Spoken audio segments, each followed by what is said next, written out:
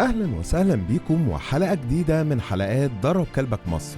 النهاردة هنتكلم عن أقوى الأفلام الأجنبية عن الكلاب والهدف من عرضها للمشاهد العربي.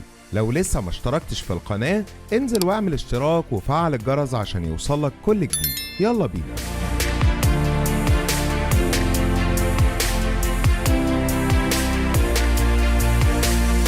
أفلام سينمائية كتير اتكلمت عن الكلاب وتناولت قصص واقعية عنهم، بس عمرك سألت نفسك مرة ايه هو السبب من تناول السينما للأفلام من النوعية دي؟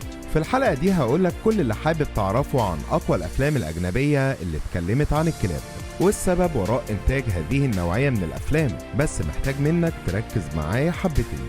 لو لسه ما عملتش اشتراك في القناة انزل واعمل اشتراك ودعمنا بلايك عشان يوصل لأكبر عدد ممكن.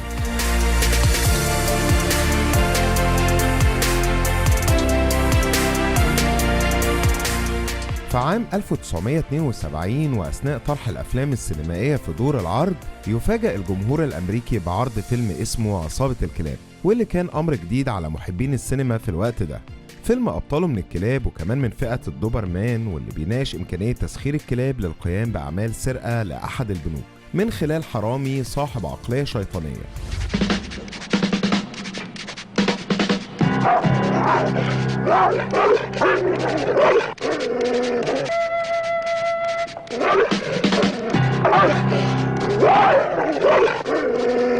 الفكرة هنا ما كانتش من أجل إمتاع أو إبهار الجمهور، ولكن كانت إعلان لإمكانية تطويع كلب الدوبرمان للقيام بأعمال ما تخطرش على بال بشر، خصوصاً بعد الاعتراف بكلب الدوبرمان النسخة الأمريكية، وكمان بعد إثبات كلب الدوبرمان خلال الحربين العالميين إنه الأقدر على الاستخدام بين الكلاب، واللي سردنا قصتها في حلقتنا تاريخ كلب الدوبرمان واللي هتلاقيها في اللينك أعلى الشاشة.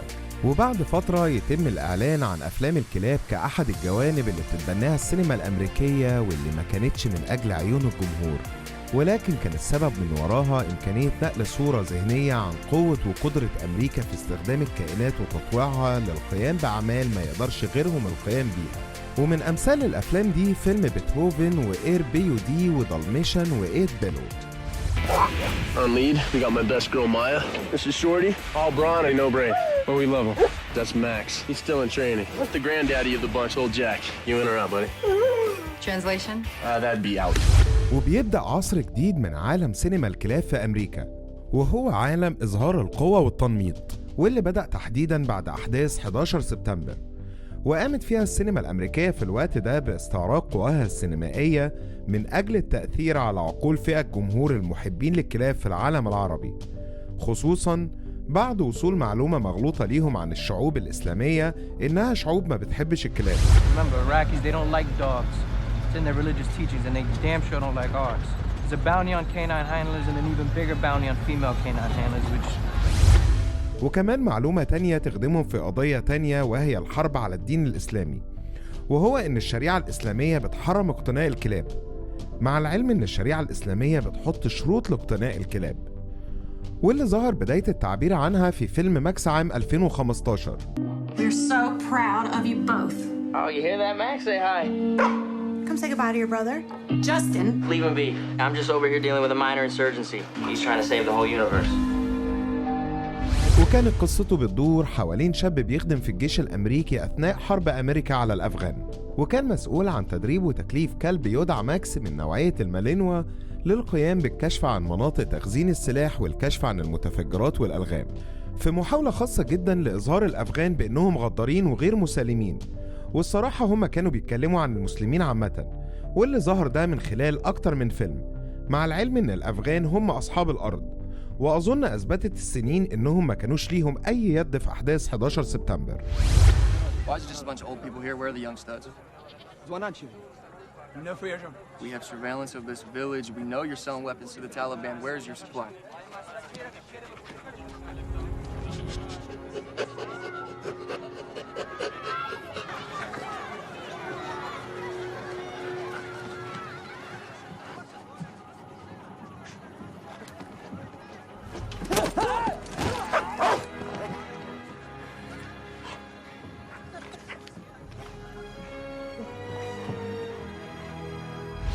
ولكن بعيد عن ده، كان الهدف من الفيلم نقل صورة تبين إن الجيش الأمريكي قوي ويقدر يطوع الكلاب للكشف عن خيانة العرب، وكمان بالمرة يضرب مفاهيم دينية ونفسية تخلي الأجيال الجاية تكون خايفة من مواجهة العملاق الأمريكي. Wants us to stay put.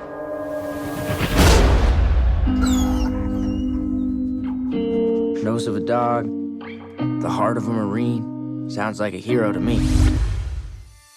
وفي عام 2017 يجي الفيلم التاني ميجن ليفي، واللي بيناقش فكرة مشابهة لنفس فكرة فيلم ماكس، ولكن بحبكة درامية مختلفة عن طريق فتاة تدعى ميجن ليفي بتنضم للبحرية الأمريكية برضه، وبتكلف بتدريب وتأهيل الكلب ريكس، واللي عجز متطوعين كتير عن تدريبه بسبب شراسته الزايدة. You're getting a dog. You got this? Think faster. Yeah, I got this. You think I'm afraid of you?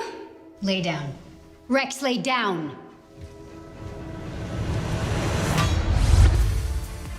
وبيتم بعد ذلك تكليف ليفي لمهمة في العراق لنفس أهداف فيلم ماكس، وهو الكشف عن المتفجرات والسلاح في العراق، وصولا لاستعطاف الجمهور ضد اخواتنا العراقيين وجذب التعاطف في اتجاه ليبي، لإظهار مدى حب الأمريكان وتعاطفهم مع الحيوانات ومدى حنية قلبهم عليهم، مع العلم إن برضو العراقيين مطلعش عندهم سلاح نووي. We're shipping out tomorrow. We are so not ready for this. Clear! Levy, check the vehicle!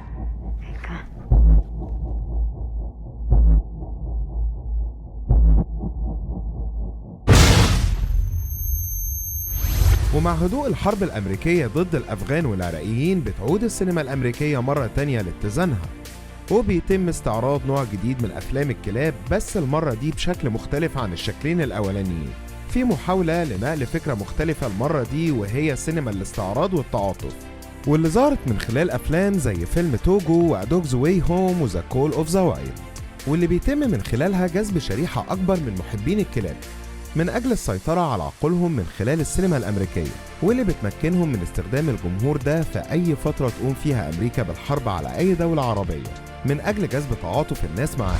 My name is Bella, and this is how I met Lucas. She does seem to really like you. Maybe that's a sign her home's supposed to be with me. Hi, Mom. Hi, Mom. We played ball, and we played Don't Choose Shoes. Bella, don't choose shoes. That one was his favorite. Oh, do you want a tiny piece of cheese? Yes, yes, cheese is my life. بنسبة كبيرة اللي بيشاهد الأفلام دي وبيركز في تفاصيلها هيعرف إن الأفلام دي تمت على أساس نفسي بحت، وما كانتش أفلام للتسلية أو للاستمتاع، وده يخلينا نتفرج على الأفلام دي بأكتر من زاوية، ونركز وإحنا بنتعاطف مع مين ضد مين. وكمان الفترة الجاية خصوصا مع توتر العلاقات الأمريكية الروسية يمكن يتم إنتاج أفلام تانية مشابهة للنوعية دي، واللي سبق واتكلمنا عنها من أجل استعراض القوة. ولكن أظن دلوقتي إنك فهمت اللعبة وعرفت هما بيحاولوا يقنعوك بإيه وإزاي، ومش هتتأثر بنفس القوة اللي اتأثرت بيها قبل كده. ده كان مضمون حلقتنا. لو عجبك المحتوى يا ريت تعمل لايك، لأن ده بيساعدنا إننا نظهر عند ناس كتير. أشوفكم على خير الحلقة اللي جاية. سلام.